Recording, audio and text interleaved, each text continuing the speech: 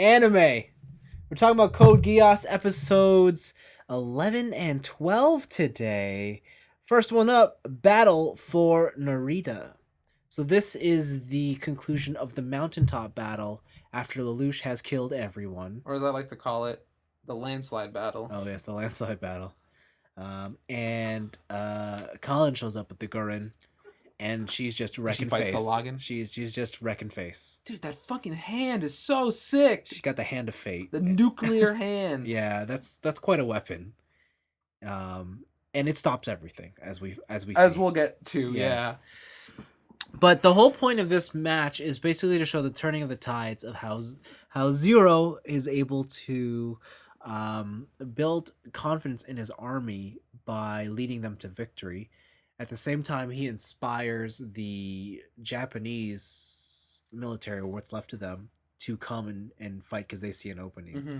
And so they kind of pincer attack Cordelia. Cordelia runs, but Lelouch sends out Colin to fight Cordelia one-on-one. Mm-hmm. And Colin's a monster, as we now know.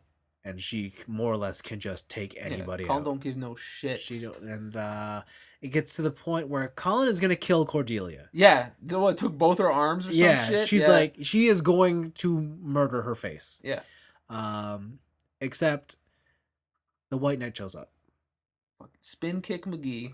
But he didn't spin kick this time. He didn't. He just shot through the mountain. Yeah, he shot a disintegrating laser, like a material something like that.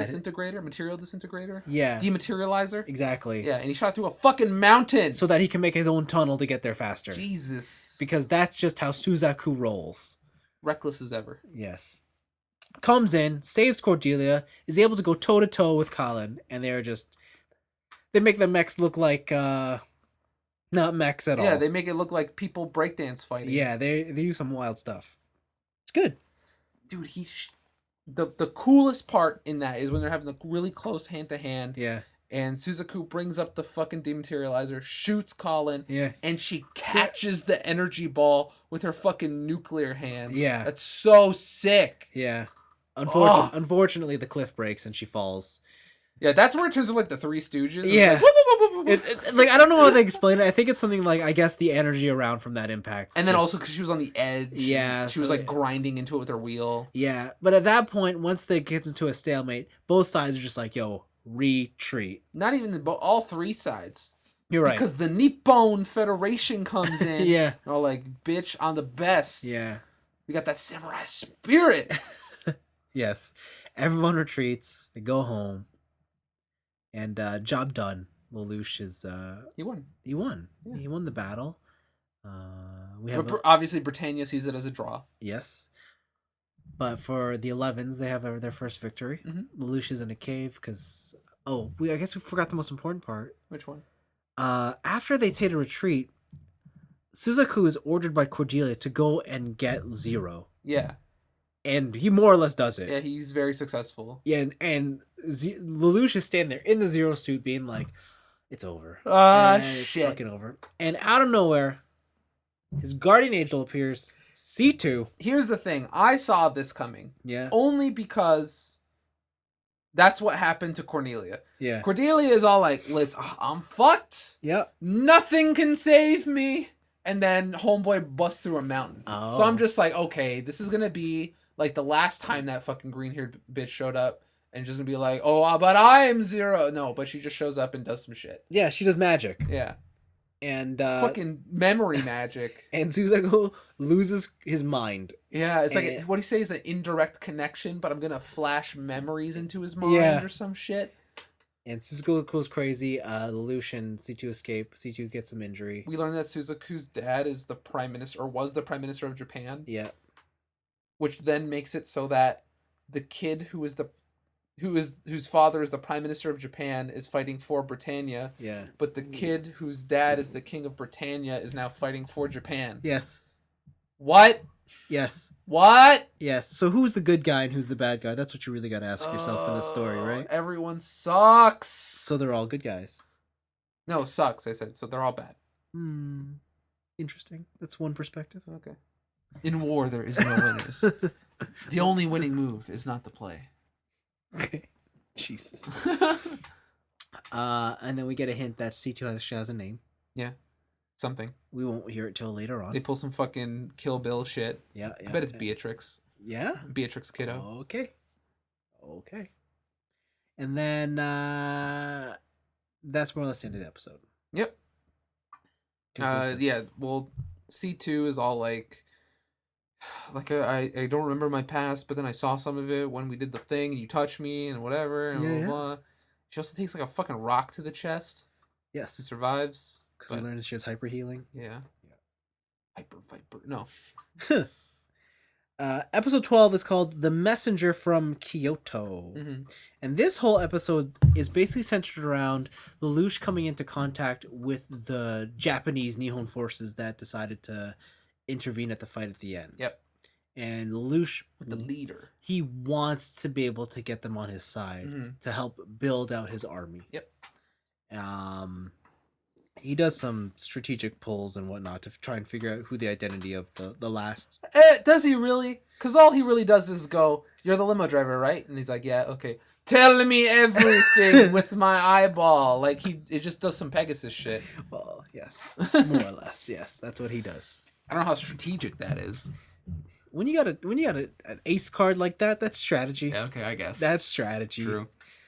They pull some like fun shenanigans to get like the bait and switch on who Zero is. Yeah, because like, the head guy is all like, "I want to see your face, bitch." Yeah, and then it takes it off and it's C2 but in a Zero costume. Yeah. Then Zero's actually in a nightmare that disables the other nightmares. Yeah, it's a whole thing. Yeah, and then he eventually gets up to the Japanese leader and he's like, "I know who you are. You know who I am. But now look who I am." Yeah. And the Japanese like, "Oh my God. It's fucking you. It's you! The seed has blossomed.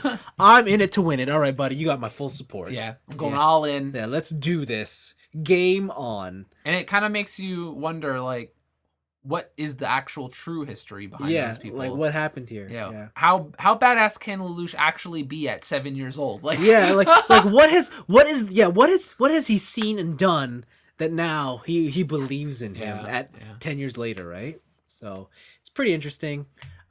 In the background, we get some of the high school stuff. Yeah. Shirley gets tickets from her dad to go to see the opera or something. And she's like, "Lelouch, come to the opera." And so she invites Lelouch and she's like, "Lelouch, please come." Yeah. And Lelouch's like, "Listen, I'm gonna be late." Yeah, I can't promise I'll be there on time, but yeah. And Shirley says, "Okay, I'm gonna be there. I might be late too." But it's completely background. Yeah, it's completely background because Lelouch has to go meet the Japanese dude to try and get him on his side. Anyway, so after Lelouch finishes that, he comes back and he comes to the opera. And it's clearly like almost over. Yeah. And it's raining. She's just outside. And he sees her outside crying and he thinks to himself, "Oh, fuck, she waited for me this whole time. I didn't think you'd be here." Yeah. Blah, blah, blah. And turns out she's sad not because he's late, but because she just came from witnessing her father's dead body. Yeah. And this is where we make the connection that Lelouch's landslide, her father got caught in.